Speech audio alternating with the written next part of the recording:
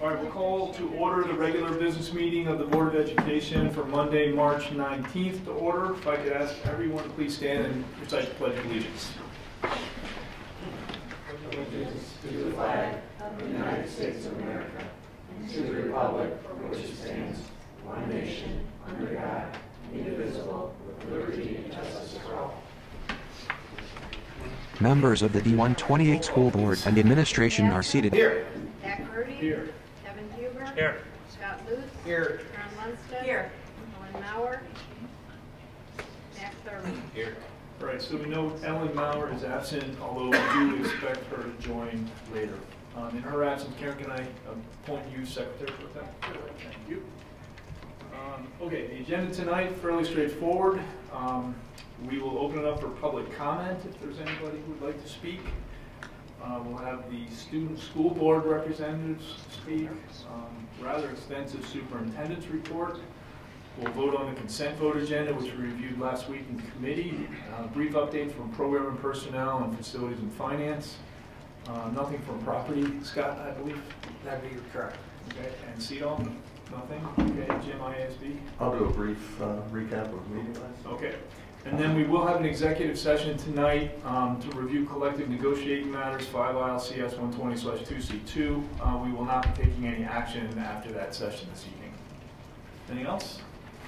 All right, so we will open up to public comment. Anybody wishing to speak?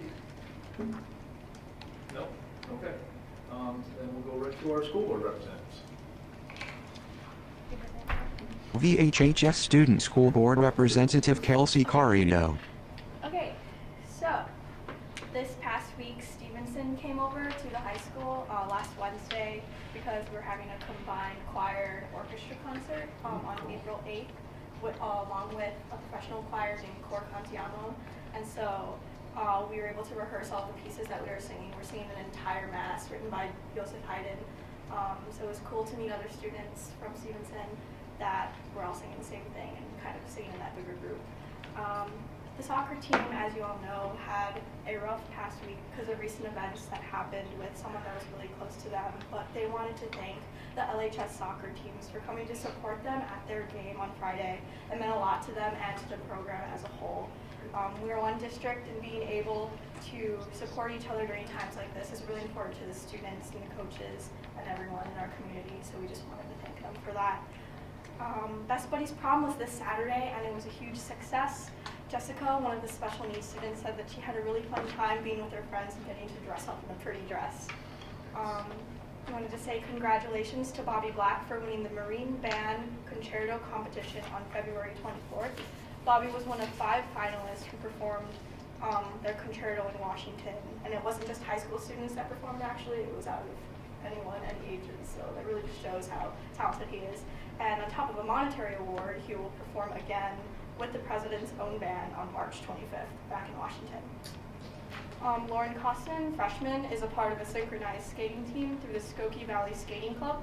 Her synchronized skating team won first place at the U.S. Synchronized Skating Competition held in Portland, Oregon. And we wanted to say congratulations to the VH Fall Varsity Athletic teams that qualified for the IHSA Team Academic Achievement Awards. These teams achieved a cumulative grade point average of 3.0 or higher during the season last semester, and that was boys cross country, girls cross country, boys and girls golf, boys soccer, girls swimming and diving, girls tennis, and girls volleyball. Congratulations to the Vernon Hills History Bowl team for their 5th place finish at the state tournament and qualifying for the national tournament to be held in DC. Qualifying team members are Hayden Grishenstein, Jackson Knieznik, David Leschner, Lauren Liss, and Jacob Slaw. And also qualifying for the individual competition history view was David Leschner and Lauren Liss. VHHS Student School Board Representative Hiba Ahmed. Congratulations to girls track and field who won their indoor conference title. Lauren Katz had a personal record of 2 minutes and 18 seconds for the 800 meter. Abby Hines won the indoor pole vault with a school record of 10 feet.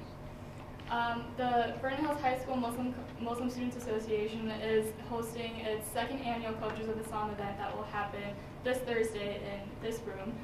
It's open to the community, and we'll have various different cultural foods, and we'll be selling artwork from our students as well as in like jewelry pieces. And basically the purpose of it is to educate the community about the difference between culture and religion. We also had a school walkout on March 14th where it was all student-led, and there were about like 400 to 500 students who showed up. We honored the victims of the Parkland shooting, and we had 6 minutes of silence. For VH Give, we had our second to last VH Give video of the year with the theme Respect Your Community. Various ambassadors of the club went out into the community to perform random acts of kindness, such as giving away cookies and leaving encouraging notes on students' cards. For the activism fair, congratulations to the winners. We had Poverty in Haiti for first place, Femicide in Mexico for second place, and third place was Access to Clean Water in Cape Town. As a community, we raised more than $1,300 through Sophomore Student Council's Classroom Fundraiser and the Activism Fair. This will be shared among the top 3 groups chosen philanthropies. Math team won first place at regionals, and the team will compete at the state tournament on May 5th at the University of Illinois. And in Top Cougar, Luis Catalan took the crown. LHS Student School Board Representative Lola Kimode. So for LHS in academics, the WISE team took second at regionals, and senior Katie Stanky and Suraj Rajendaran are headed to state in April, which is really exciting. The math team also placed second at regionals, and 15 LHS students received honors on the National German exam. As a gold medalist, junior Richard Rush represented LHS at the Northern Illinois chapter interviews for a 4-week study scholarship in Germany this summer, which is really exciting as well. FCCLA team received honors at their competition, and all the students are eligible to compete in the state competition. Eliza Dubinsky received a gold medal and most outstanding in fashion apparel display. The LHS Language Department celebrated International Language Week, finishing up on March 2nd when all the language classes watched a presentation from Scottish dancers. This week, the English Department has organized Writers Week, where LHS students are able to hear both student and professional writers of poems, songs, short stories, and more. So yeah, this started just today, and it's really cool. So for the walkout, we also did the walkout, and this past Wednesday, on March 14th at 10 o'clock, around 500 LHS students walked out of their second period class in solidarity to protest gun violence in school. Speeches were given and 17 balloons were released to memorialize the 17 lives taken in Parkland shooting. And we also had a 6-minute moment of silence to symbolize how long the shooting was. Also, one of our photos made it on the Boston Globe website, which was really exciting. I participated and helped plan the walkout, and it was a truly inspiring event, and I'm so happy that I could have been part of this unifying movement. Additionally, German students met the Holocaust survivor Magda Braun. So on Monday, March 5th, the LHS Advanced German class had the privilege of meeting Holocaust survivor Magda Braun and hearing her experiences of surviving Auschwitz-Birkenau during World War II as a teenager. Additionally, senior Sophie Richardson is a candidate for a Student of the Year campaign to support the Leukemia and Lymphoma Society. LHS senior Sophie Richardson is a candidate, and she's participating in the Student of the Year campaign. She is seeking support for her effort to help LLS ensure access to cures and treatments for blood cancer patients. LHS student Madison Kerber. In LHS athletics, boys volleyball has their first game today, so we're sending our good luck to Zachary, who's playing tonight. The boys basketball team ended their season on March 6th as sectional semifinalists against Lake Zurich, and they had a really great season everyone was super hyped for, and that also marked the end of the cheer season. Drew Peterson on the basketball team was named the Illinois Basketball Coaches Association first team All-State, which is a big honor. And then John Steinhaus went to state to Peoria on Thursday for because he had 12 out of 15 in the IHSA three-point contest. In fine arts, as part of Youth Art Month, more than 100 works of art by LHS students were displayed at the art show at Dance Center North on March 2nd, and then the one-act plays were this weekend. John Underwood came last week, and he has coached dozens of Olympic athletes, so he's very experienced in health and wellness. And he came to speak at LHS last week. There was an optional assembly during 7th and 8th period, and he talked to students about basically improving your health overall. So this included healthy diet, sleep patterns, and effects of drugs and alcohol and smoking. I didn't get to go this past week, but I got the honor of seeing him in Lake Placid this summer, so I can attest that the information is like very useful and relevant to our lives, and it's a great experience and a great talk to see. So I'm happy that he was able to come to LHS. And then lastly, on February 26th to March 2nd, LHS Best Buddies celebrated Spread the Word to End the Word Week. So this is a week-long campaign devoted to ending the use of the R word in like day-to-day speech. Best Buddies brought in comfort dogs for students to enjoy and had guest speakers throughout the week. LHS's own Peter Dankelson shared his story with students during lunch periods on Thursday, March 1st. All right, great job, everybody. Thank you for that. Okay, next, superintendent's report. Superintendent Prentice We're Lee. going to roll into this extensive superintendent's report. Actually, I think it'll move along pretty quickly. Some additional good news to share. Vernon Hills High School Band Director Randy Sundell was elected to the American Band Masters Association, ABA, at this month's ABA annual convention in Fort Worth, Texas. The American Band Masters Association was founded in 1929 with John Philip Sousa named lifetime president. Since its inception, the ABA has been responsible for the development of the most prominent journal for band teaching and has become the Hall of Fame of the band world. Selection requires a nomination from a current member of ABA, as well as a member review of nearly a decade of performance recordings. Currently, less than 10 band directors from the state of Illinois at both the high school and collegiate levels have been selected as members of the ABA. This distinction recognizes the outstanding achievements of Randy and the students in the VHHS band department over the entire history of the school. Randy's selection for the ABA also cements him as one of the foremost instrumental music educators in the United States.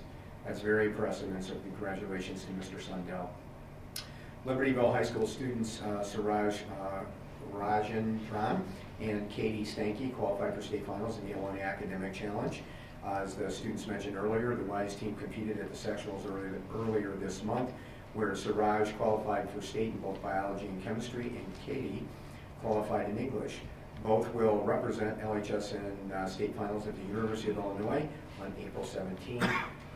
The team is coached by Pete Dawson and Dave Kreutz. Earlier this month, the LHS Jazz Ensemble and Jazz Lab Band performed at the Mundelein High School Jazz Festival. Lab Band received a clinic from Chicago saxophonist and Elmhurst College professor Mark Colby, and Jazz Ensemble received a clinic from UIC jazz professor and LHS alumnus Chris Madsen. Both ensembles had great performances, and they both earned Division I ratings. The LHS Science Olympiad took home a third place trophy overall and earned a bid to state at the March 10 College of Lake County Regional Science Olympiad Tournament. Individual medals were earned in the following events. Varsity medals in anatomy and physiology in second, Mason Maniloff and Desai Nayar. Experimental design in fourth was George Ligan and Jenna Ochiltree and Suraj Rajendran.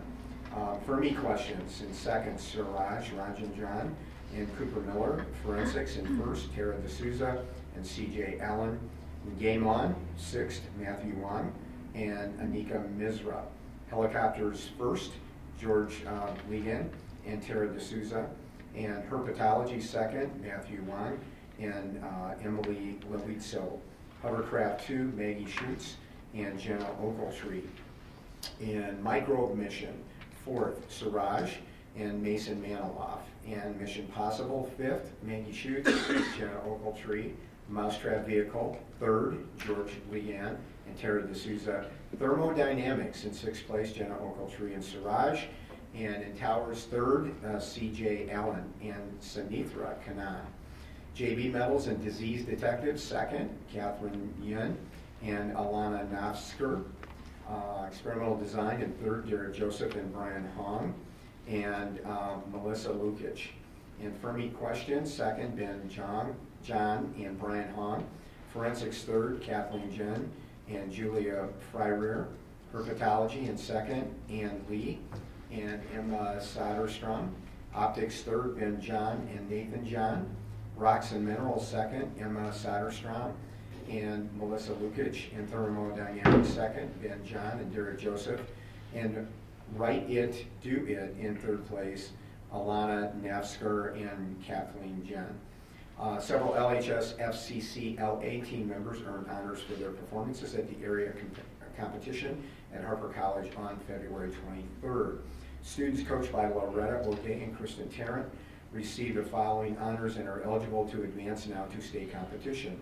Gold medal in Most Outstanding, Eliza Dembensky in Fashion Apparel Design. Silver medal awards, Josie Barnaby in Tailored Garment, Mackenzie Farrell in Semi-Formal, Margot Lawless in Casual Wear, Kate Recker in Apparel Construction, Mackenzie Schutz, Apparel Construction, Sam Otto in Relish Tray, Jordan Erdahl in Salads. In the Bronze Medal Award went to Mackenzie Callison in Apparel Construction. The District 128 Community Education Program received the 2017 Education Leadership Award from the GLMV Chamber of Commerce on Friday, March 2nd at the GLMV Annual Membership Recognition Gala.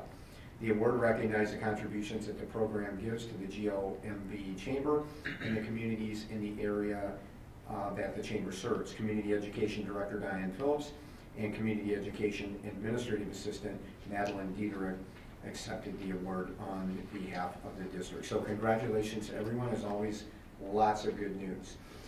Next on the agenda tonight is just a brief follow-up to the students. We want to thank all of our students at both of the buildings for their roles in the March 14th walkout day. As has been indicated, a number of our students planned and participated in that activity, and other students chose to stay in the building. So whether the students went out to the walkout or they stayed in the building, instruction went on in the building, and the students were allowed to peacefully protest, and has been noted, did a great job with that. So we want to thank them. We also want to thank our students for their work with both of our principals, Dr. Gilliam and Dr. Colentus, in making that day happen in a peaceful way and in the least disruptive way possible. We very much appreciated that, and again, the respect that students were able to show for each other regardless of their position, march, not march, or in favor, not in favor, during the lead up to that march was very impressive. So we appreciate all of you, as always, and the leadership of the buildings, and I think everyone did a great job that day, so thank you very much. Next on the agenda is safety security, and the board is aware of this from some earlier communication, but just wanted to let our communities know that on Wednesday, March 21st, our District 128 school safety and security teams, which are led by Assistant Principal Eric Marosher at LHS and Assistant Principal Greg Stilling at Vernon Hills, will be working with safety staff and administrators from District 70 in Libertyville and District 73 at Hawthorne. We have about a 2-hour kind of presentation sharing session during that day, which we're looking forward to. Being able to impart some of what we've learned and also learn from District 70 and 73. So that'll be, I think, a really nice day and a really beneficial day for the area as we work together to make sure that our students and our staff are safe at school. District 128 school start time, this is kind of a regular agenda item for us again, but just want to remind everyone that coming out of committee work, inclusive committee earlier in the year, the committee made recommendations to the board for an alternate start time next year, meaning a later start time and an adjusted schedule. Components of that recommended schedule are subject to collective bargaining. We're currently in collective bargaining with our union, and so that is obviously a topic of discussion that's ongoing with them.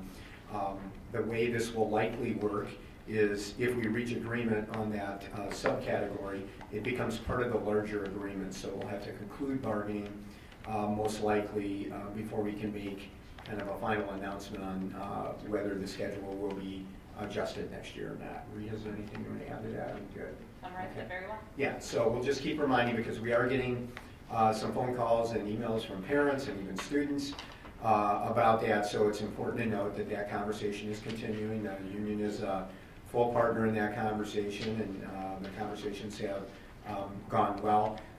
but we need to conclude that as part of the broader collective bargaining process. Next on the agenda, LHS pool project update. And Mark is actually at a village meeting. So just for the community, because we had a relatively mild winter this year, work has continued short of that very cold week that we had in December, has really continued pretty much nonstop. At the site, we did share some photos with the board at the end of last week of pouring the bottom slabs for the deep end of the pool, so that's pretty exciting. Continuing to work on foundation walls, and once some of that back work is done and all that detailed work over the course of the next few months, we're actually going to see that pool continue, and I think we're still on target for spring 2019 for possible openings. So the winter really helped us this year, and hopefully the spring will be as cooperative. Next on the agenda, number 6, 2018-19 IHSA membership renewal. And again, the IHSA for our communities is the Illinois High School Association, and they govern athletics and competitive activities in the state. Once a year, we have to renew our membership in that group. So Pat, the administration would recommend that we renew our membership for Libertyville High School and Vernon Hills High School to the IHSA for the 2018-19 school year. Okay, is there a motion to renew the membership of IHSA? So moved. Second. Any discussion? Roll call. Batson. Aye. Grudy. Aye. Huber. Aye. Luce. Aye. Lundstedt. Aye. Mauer. Aye. Thurman. Aye. All right, motion carries. Okay, next on superintendent's agenda tonight is FOIA requests, and I'll take a moment to read those into the record. The first came from John Biancardi from Dean Foods in Franklin Park, and requested electronic records for the 2017 bid for the school district's milk business. Follow-up was done by Dan Stanley, and we responded on the deadline. The second request was 312 from Joan Michaels at the Vernon Hills Patch. Requested all non-exempt portions of all employee personnel files concerning Corey Beard, including but not limited to any letters of reprimand, salary records, any job descriptions, and payment history information for any position held. Mr. Meadows indicates he would like to examine all non-exempt portions of partially exempt records and include exhibits and attachments where applicable. Bryant Kelly did the follow-up to that. And Brian, we requested an extension for that, or did we respond? No, we responded. Okay, so we responded on deadline. So those are our FOIA requests for this month. What is exempt? Exempt from the FOIA requirements, or personnel records under? Go ahead, Brian. So there could be stuff in the personal records that are exempt from us sharing the FOIA. That's what I thought. And then some correspondence with attorney. Yeah. Okay. I thought it was exempt from what we're required to. No.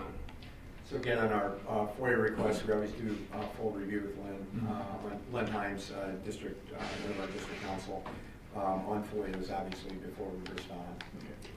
Okay. Next is donation acknowledgement, and this is to the Goodman Family Foundation. We want to acknowledge a receipt of a $6,000 grant received from the Goodman Family Foundation in support of drug and alcohol prevention programs at Libertyville and Vernon Hills High School for the FY18 school year. The grant was received in 2 payments dated September 15, 2017, and the final payment was dated February 1, 2018, and we wish to thank them for their generosity in helping support our programs. So Pat, believe me, that is the end of the superintendent's report. All right, thanks very much.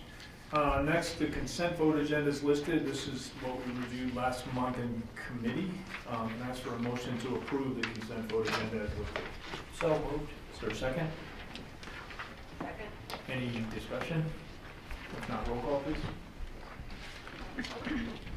Grudy. Aye. Huber. Aye. Luce. Aye. Lundstedt. Aye. Mauer. Aye. Thurman. Aye. Batson. Aye. All right, motion carries. Program Personnel Committee Chairperson Mauer. Okay, we have the 2018-19 Ombudsman contract, and we are looking for 6 spaces at $6,337 each, which comes to $38,022 total. And because we're doing this a little earlier, we get a 2% discount. So we're looking for a motion to approve the contract as presented for the Ombudsman program. So moved. Second. Any discussion? Roll call, please. Huber. Aye. Lewis. Aye. Lundstedt. Aye. Mauer. Aye. Thurman. Aye. Batson. Aye. Rudy. Aye. All right, motion carries. Okay, next we have board policies for first reading. And we've got board policy 2260, uniform grievance procedures. Policy footnotes, legal references, and cross-references have been updated.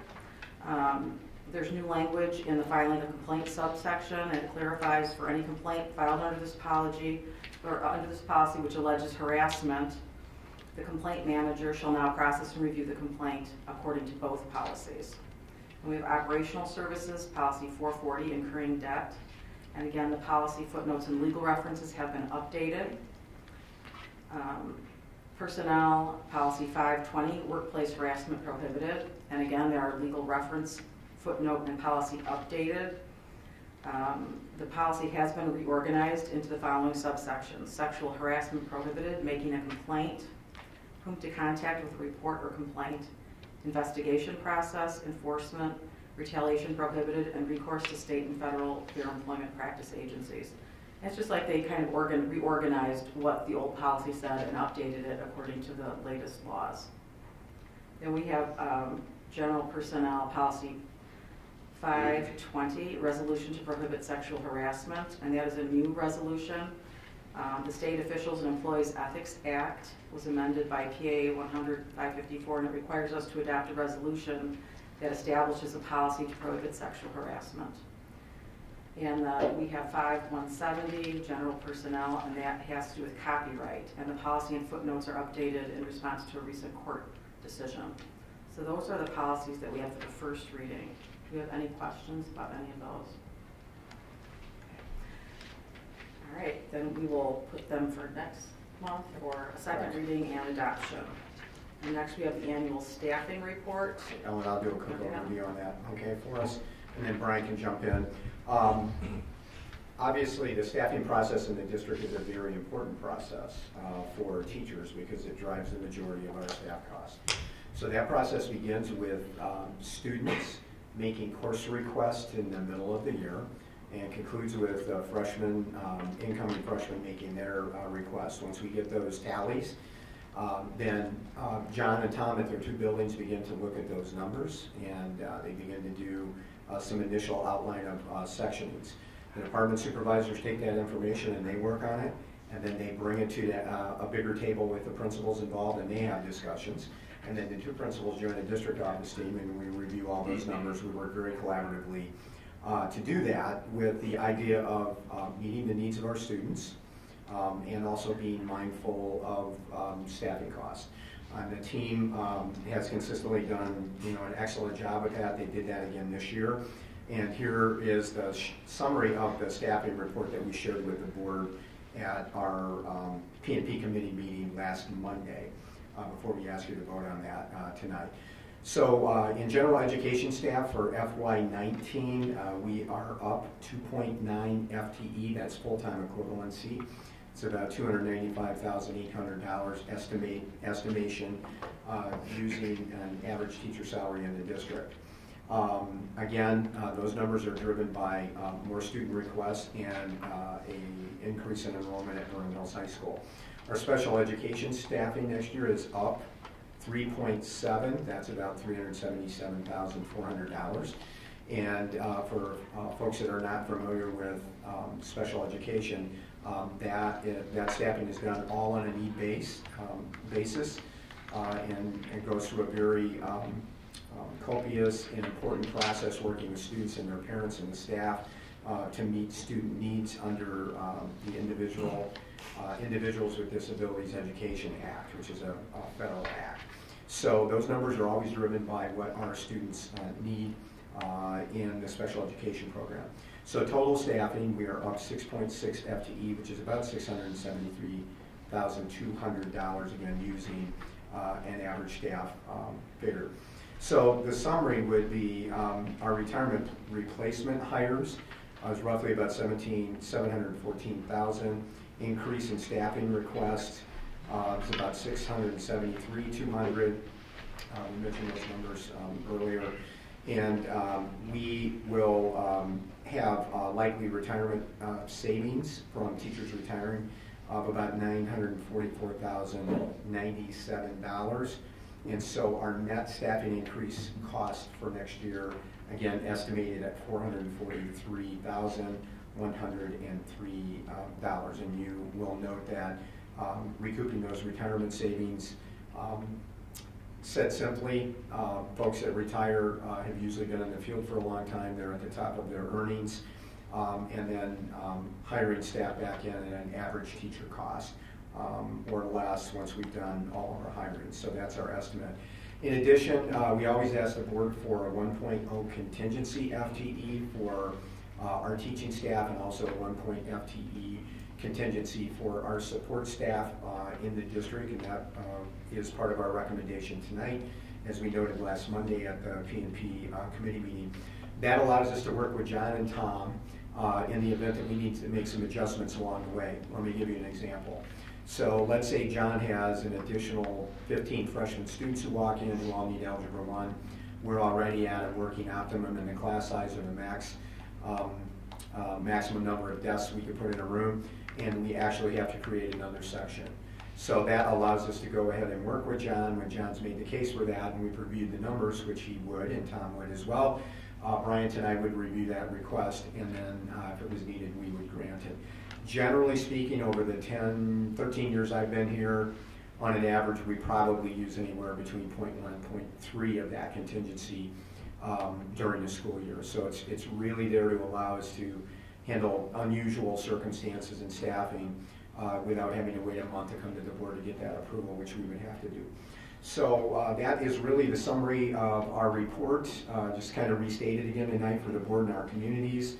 And Ellen, we would recommend that we accept the staffing report as requested. We have a motion. I move to accept the staffing report as recommended. Second? Any discussion? Roll call, please. Luce. Aye. Lundstedt. Aye. Mauer. Aye. Thurman. Aye. Batson. Aye. Grudy. Aye. Huber. Aye. Ellen, one related note beyond the vote, again for our communities who may not all be aware of this, but the district is growing again, particularly at the southern end of the district in Vernon Hills. John is up about 120 students over last year and this year. We'll have 2 more groups coming in, and we know that growth continues in District 73. So we know that growth is coming. We have a demographic study that we did about 1.5 years ago, which would indicate that we are on kind of the most aggressive prediction track right now. 73 is as well. We are sharing our report and their report, and Nick Brown, the superintendent, and myself and our 2 teams will continue to monitor that as we move forward, because that has some implications for future planning for capital needs here in Vernon Hills. Okay, sorry, just wanted to add that. Okay, so then our next item is annual employment recommendations. So first we want to approve the continuing employment of first, second, third, and fourth year non-tenured faculty. We need a motion for that. So moved. Do we do all 1, 2, and 3 together? Yeah. Oh, I'm sorry, and 2, the honorable dismissal of non-tenured full-time faculty and the non-renewal of non-tenured part-time faculty. So we need a motion to accept that the annual employment recommendations. Chairperson Mauer waits for the motion. Yeah. Amended. I amend my motion to include these additional items. Second? Any discussion?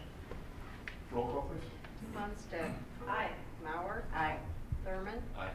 Batson. Aye. Grudy. Aye. Huber. Aye. Luce. Aye. Motion carries. Okay, next we have the report for employment of employees, and we've got requests for reassignment, request for part-time status, certified request for full-time status, honorable dismissal of non-tenured full-time faculty, and some educational support personnel resignation. So do I have a motion to approve the employment of employees report? So moved. Second. Any discussion? Roll call, please. Mauer. Aye. Thurman. Aye. Batson. Aye. Grudy. Aye. Huber. Aye. Luce. Aye. Lundstedt. Aye. Okay, motion carries. Okay, and then under other, I have no other. Anything else? All right, seeing none, we're concluded with that. Thank you. Facilities and Finance Chairperson Batson. Thank you, Dr. Grudy. We have 5 bid awards here that we need to review and vote on. Should we do these? We should probably do them individually. Yes. Okay. All right. So up first is LHS Cladding and Roofing. Stuckey Construction was the parent recommended contractor. Any further background on this? Nope. We reviewed it in committee last week. It was just last week. So if we can have a motion to accept the bid for the cladding and roofing work. Make sure the amount in there. Yeah. What's the amount? 598,000. I make a motion that we accept the Stuckey Construction Company for $598,000 for the LHS cladding and roofing. Second. Any discussion? Roll call, please. Thurman. Aye. Batson. Aye. Grudy. Aye. Huber. Aye. Luce. Aye. Lundstedt. Aye. Mauer. Aye. Okay. Motion carries. Thank you. Next up is science lab renovations at Vernon Hills High School. The apparent winner of this one, these were again reviewed in committee last week. This includes alternate 1 is the recommendation. So the base bid was $821,000. Alternate 1 was $43,700. So with a total of $864,700. So if we can have a motion for this. I'm sorry. FBG Corporation is the company that won that one. I move to accept the bid of $864,700, was that right? From FBG Corporation for the VHHS Science Lab renovations. Second. Okay, any discussion, questions? Have a roll call, please. Batson. Aye. Grudy. Aye. Huber. Aye.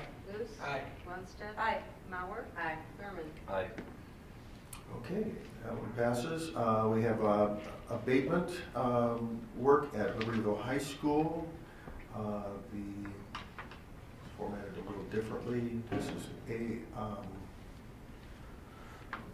ARC. Is that the company? Yes. And the total there is $57,000. Did we do any alternates on this one? No, but it's a basement with other variables depending on the what they find. So it's the base bid plus the other rates. Plus the yeah. As they come up. Yeah, as they come up. Okay. So that's ARC Environmental. So can we have a motion and a second for that one? And how much is the base bid? 57. 57. I make a motion that we accept the base bid of $57,000, the asbestos abatement, and the subsequent list of charges as they come up. I forget the company's name. ARC. Second. Okay. Any questions, comments? Again, this was reviewed in committee last week, so can we have a roll call, please? Grudy. Aye. Huber. Aye. Luce. Aye. Lundstedt. Aye. Mauer. Aye. Thurman. Aye. Batson. Aye. Motion passes. This one's sideways. So we have masonry work at Vernon Hills. And this is STR SEG is the recommended contractor for this one. STR Building Resources. They're our consultant. The award would go to Grove Masonry. Oh, I'm sorry. I misread that. Yeah, Grove Masonry Maintenance Inc. is the winner. The STRSR worked with us to develop this bid. So it's $31,900 was the Grove Masonry bid. So can we have a motion? I move to accept the bid from Grove Masonry for $38,900, $31,900 for the VHHS masonry repair. Second. Okay, any questions, comments? Okay, roll call, please. Huber. Aye. Luce. Aye. Lundstedt. Mauer. Thurman. Aye. Batson. Aye. Grudy. Aye. Okay, and last but not least, some hardscaping work at Vernon Hills High School. Apparent low bidder is All-Star Asphalt with a bid of $53,700 on this. We have a motion for this.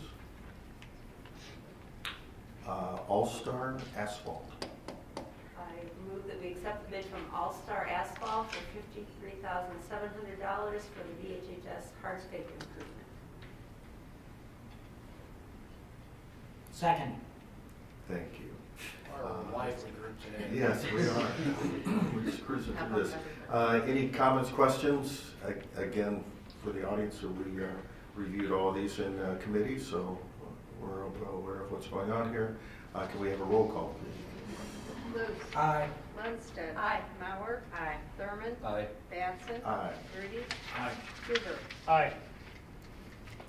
Motion passes. Last but not least, we have the 2017 CAFR, which is a Comprehensive Annual Financial Report. This was sent to all board members. I read every page. No, I didn't. I read a lot of them. Very comprehensive. When they say comprehensive, this is comprehensive. But very nice job, and it's a tremendous amount of work for Mr. Stanley and the crew. So thank you very much for doing that. We just need a motion for approval. I make a motion that we approve the 2017 CAFR. Second. Okay, any comments, questions? Yeah, questions. Okay. I was hoping you would. I was looking to you just to. He's got pages of notes. Yeah. No, I crossed off a lot of them. No, that's good. There's a lot of information. Like a good audit, no. That's why you're here. No.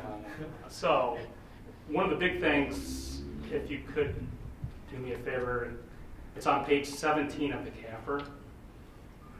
So, I'll let you get there. And again, it's just informational purposes only, so, because there's always a lot of discussion about how much money and how much cash the district has, and you hear all these numbers that could most likely be a little bit inflated. So I want you to walk me through the net position at the very bottom on page 17 of the CAFR. It starts with the net position section. Sorry. No. Because I think this is actually, and actually I want you to start with 193 million of our net position and really explain what that is. You mean page 17 of the CAFR, like on the bottom of the page it says number 17, not? Yeah. And it says 193, 754, 237. Because again, I think for the public, that is in essence what they would consider their net worth. How much am I worth? And this in essence is 193.7. But that includes our land, that includes our buildings. So I'd like you to kind of just break that down so we all know what exactly that is. Sure. So of the 193 million, that really is an accrual base trying to account for everything, including our capital assets. 80 million of that, of the 193 million is in investments in capital assets like the buildings and things like that, the equipment that we have inside the buildings that we are accounting for. So that's going to be, so meaning when you spend money on capital, that gets converted into a capital asset. So that's going to be reported there and takes into account depreciation and such over the lifetime expectancy of the item. And so it's a big list that gets updated and worked on. The remaining funds. So that takes us down to 113. Yeah. Right. So. Yep. Okay. And so the remaining funds are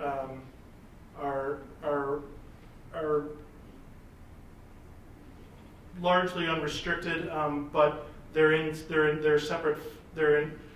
restricted to the purposes for which they were gathered for. So there's operations and maintenance money in terms of about $35 million. That's restricted for those purposes, which would include the pool. for example. That's one example of money to be used. Debt service, so there's money from outstanding, there's money that's reserved for debt purposes for $4.5 million. Now that you don't have any more debt to pay for, you could potentially use that money for future debt, but there's also other things you could do with that money. Now that you no longer have debt, it's kind of a rare circumstance that you find a district that doesn't really have any kind of bonded debt. So usually they're using those funds to do that, but you're not in that position. So there's some flexibility you could do that we could explore in the future. So again, just to be clear, restricted for O&M, can't really spend, it's already kind of been spent. For O&M, I mean, it's going to be spent, things of that nature. It's really not at this board's whim to go and spend that $35 million. It can only be spent for operations and maintenance purposes. It's not committed funds. It's not committed. Yeah, so it's available. It's only available for certain purposes. Okay. Correct. Yeah. So so similarly, student transportation. So $2.3 million is reserved, is restricted for student transportation uses. Retirement benefits, that would include, that's $4.7 million. That would include costs such as IMRF contributions we have to make, payments to FICA, Medicare, and such for our employees. Tort immunity, so those are tort purposes such as property casualty insurance and things like that for what those purposes can be used. And then there's the unrestricted $65 million that's largely going to be in our ed fund. And because it's considered your general fund, there's nothing restricted really on the use of those monies. So those monies could be used for operations, they could be used for capital projects, and so that's going to be the biggest bulk of what we have. So that's where you have flexibility in how you want to use those funds. So that would really, I guess, break down the $193 billion. If that answers your question. It does. So again, we start at the 193, we get rid of the 80, so right there we're at 113. So if we hear that we have 120 million to spend, or we things of that nature, that's not necessarily truth. I mean, it's we can't get to that number really from. But look at page 21. So if you go to 21 and you start at the 190, it adds up to the 193. So Yeah. go up and you see the 80. Correct. Yeah. So that's a great page, and what that does that page basically takes us from our modified accrual basis of accounting all the way up to full accrual. So our books are held at modified accrual, and our reporting is done modified accrual, and then to translate that into the CAFR to full accrual. This is the page that shows you how do you get from the number on the bottom of one report all the way up to the full accrual method. And so that gives you a lot of really, really helpful information. So really, if you're looking at the balance, the fund balances, cash in the bank at June 30th, yes, you have $119 million that's in the bank. But the note that we want to make aware of is that we get largely a lot of your property taxes come in May and June. And so you have that influx. And so this year, I want to say it was around $35 to $38 million of that money is really from early taxes. And so a lot of that money is intended to be used really for the next year. And so to think that you have $119 million available to use for quote unquote whatever you want is not accurate. You really should remove that from the equation, because that'll get you back down to about, I think about 80 million or so is the range of what I would recommend to you as available resources for you to use for. Of which we've committed about 20 million more plus or minus for the pool. Exactly, yes. So we're really high level at a $60 million. So again, we're down to 60 potentially, Yeah. and it's always safe to it's not safe to assume, but a good policy or good prudency says we should have something set aside, some percentage of our expenses Correct. set aside and fund that we don't spend because something could happen. Correct. That we need to, and just kind of remind me again what we're trying to, what that number should be. Yeah, well, we've talked about the fund balance policy before. ISB, it depends on different levels. ISB will give you a lower financial strength rating if you have less than 25%. They also, if you don't have at least 180 days cash on hand, they will again rate you with a weaker financial strength. I think we've talked about a bit that maybe 40% is maybe our target here, but that's still something that we still need to work on developing. And the idea was once we get this CAFR and get the information, then we can kind of take that next step forward. So I think that's really the next step in our But I process. also want to make sure it's very clear that we've had numerous, extensive discussions as it's related to the amounts, how much we should have for the rainy day, that we should have as a good business, good school, good public citizen practice. And then furthermore, we've had numerous conversations as it relates to what is in reserves for key capital projects, so we do not have to go back to the taxpayer to ask for additional funds for those capital projects. Is that correct? Absolutely. And if we run down our reserves, our bond rating then suffers.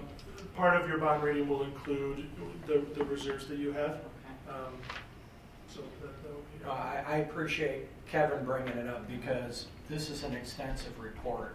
Really We should all read it inside and out and know it, because this also becomes available to the public. And public obviously has an interest in what this is because their tax dollars are part of what goes into this, everything that goes into this. And want to make sure there's full understanding, because to the points that were made, somebody might walk away with the wrong idea of an amount that's on here is usable for something that it's not, based off of what they're reading or timing assumptions or those type of things. So it's good to have that understanding and stated. So thank you. Thanks for bringing it up. No, I think it's just very important because the fund balance is just such a vital. It's easy to explain in terms of it's like a net worth, and if we break down the pieces of it, it's excellent. And plus, I think if you looked at the net worth statement, we've been investing in capital. We'd see the capital has been trending significantly up, which again is another prudent thing. You should be investing in capital. So, next question for you, and then again I only have a couple more. And this is an easy one. Well, why isn't the pool considered assigned? I know we can do certain things with fund balances. We can, we can restrict it, but again, you can assign it, and based upon the budget that we passed and things of that nature. And there's cement in the ground? Yeah, I mean, could we not, at that point when we passed that budget, really kind of assign that so that the report would have been a little bit clearer with the path for the pool? And again, I don't know. This is you're the expert at this one. I'm certainly not, but I think we could have assigned it.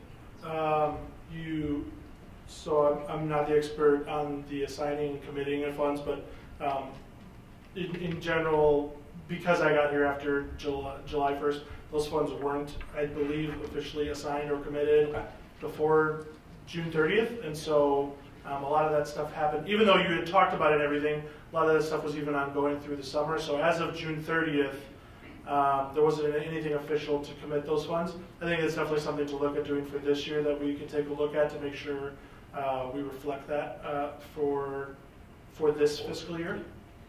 Yeah, again, we all know the pool's such a big expense. It'd be nice to really kind of see. That's a good question, but I think we didn't take any formal action until after June 30th. So since this was a snapshot at the end of the year, it probably wasn't included.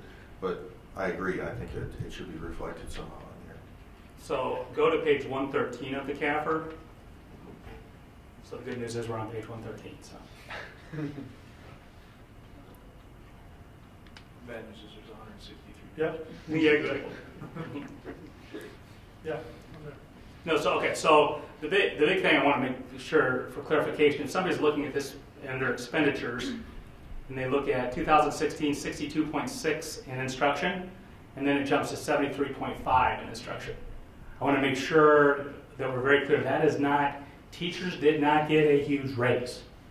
What that is, I believe, is the increase of the pension cost that we are fully subsidized, or fully reimbursed, I should say, subsidized, fully reimbursed by the state. It's a wash. So I think 10.5 million of that is an increase in the TRS contribution that the state, in essence, covers. It's kind of a financial wash. Is that true? Correct. Yeah, it's nothing that flows with our books, so it's really kind of an accounting note to account for. So we don't. So based on certain parameters, there's a different rate, a percentage rate that is considered on behalf contributions that TRS theoretically contributes on behalf of the district every year, and so that gets reflected as a revenue and then equally as an expenditure. So you'll see also an increase in state aid of about that same 10 million. We didn't get $10 more million from the state. It's just an accounting note to reference that. So there was a big change in the state on behalf. A big part of that was the percentage change that we have no control over. We don't have any control over that number. So again, if that percentage number changes for the next year, you could see a change there as well. But any kind of change that happens like that will be noted for sure. No, and again, I just want to make sure we're very clear that by no means is a significant increase in the pay of our valued employees. I mean, they certainly received a fair raise, but they certainly, that could, again, if you take it in a piece, that could certainly be misleading. But I thank you for pointing out the revenue, because I think that actually it's a dead watch. And then finally on page 140,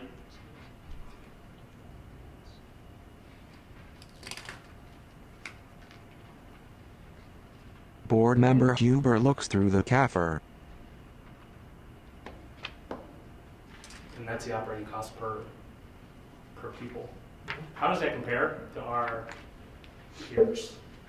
Because again, that's another number that people will focus on, write extensive things about.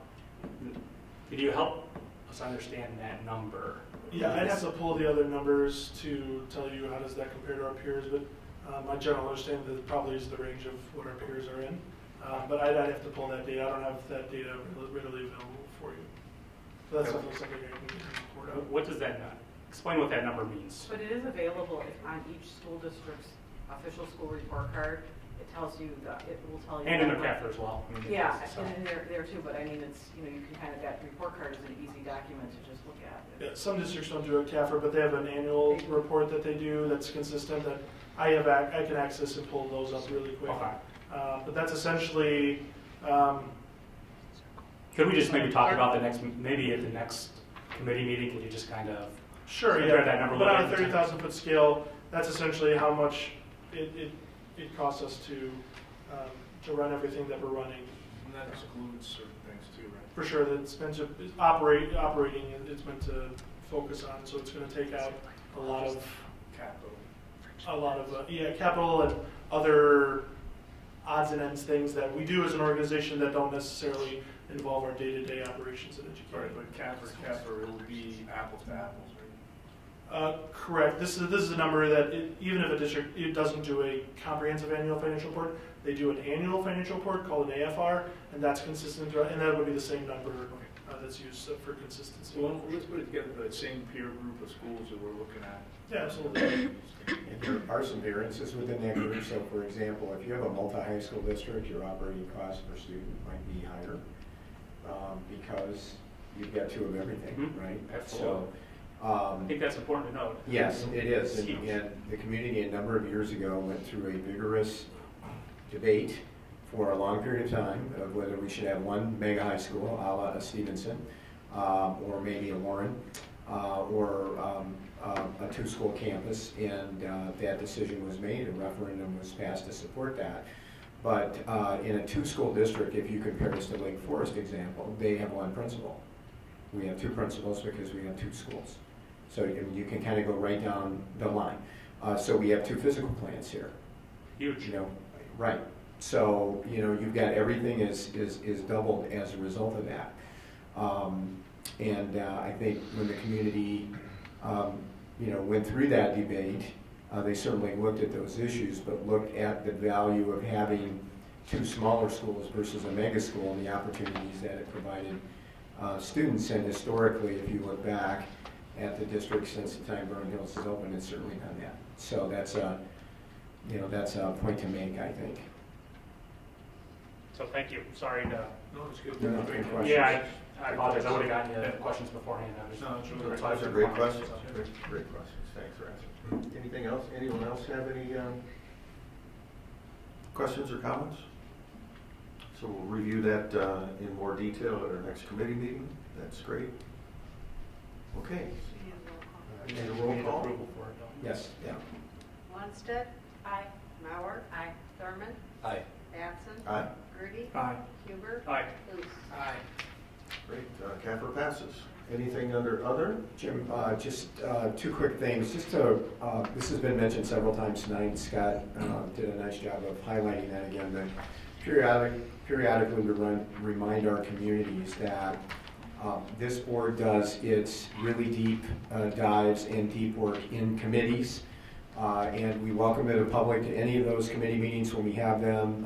Both the Program and Personnel Committee and the Facilities and Finance Committee meet on the same night. Generally speaking, if you look at the board schedule, with a few exceptions during the year, the committee meetings are at Libertyville High School and the board meetings are here, but you're always welcome.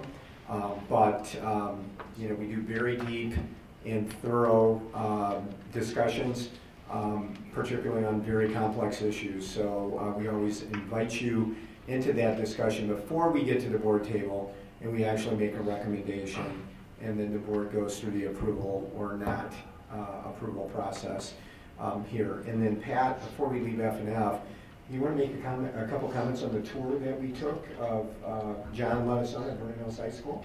Yeah, so last Monday, all of us took a tour of Vernon Hills High School as part of a comprehensive review of the Vernon Hills High School facilities.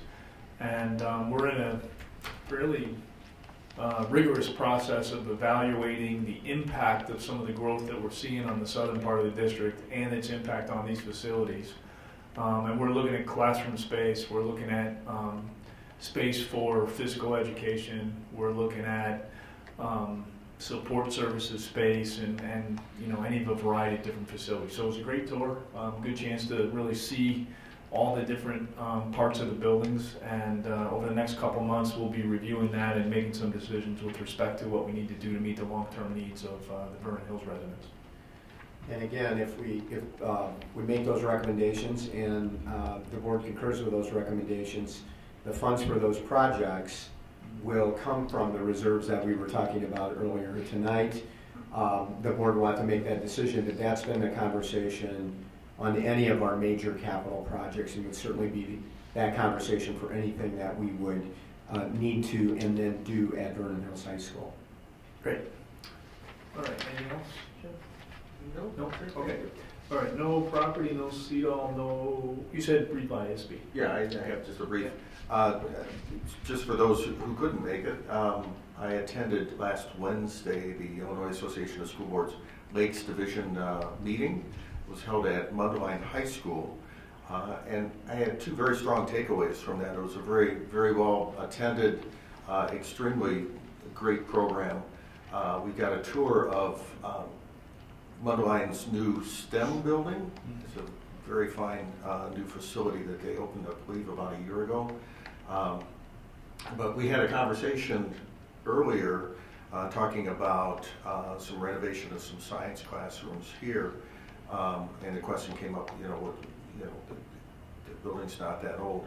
I would suggest if anyone wants to see, and I'm not suggesting this is what we're doing, but if anyone wants to see what a modern science, really effective science facility looks like at a high school level, they had very, very fine facilities there, recently built, and it was just an amazing tour of that facility. They had some students taking us around, and much like our students, very articulate and able to show us that. So that's one takeaway. It really sort of put a picture in my mind of what Dr. Fisher was trying to explain verbally at our last meeting. So there's, I may have a link or something I could send out to the board if you'd like to see that. There's some photos and whatnot.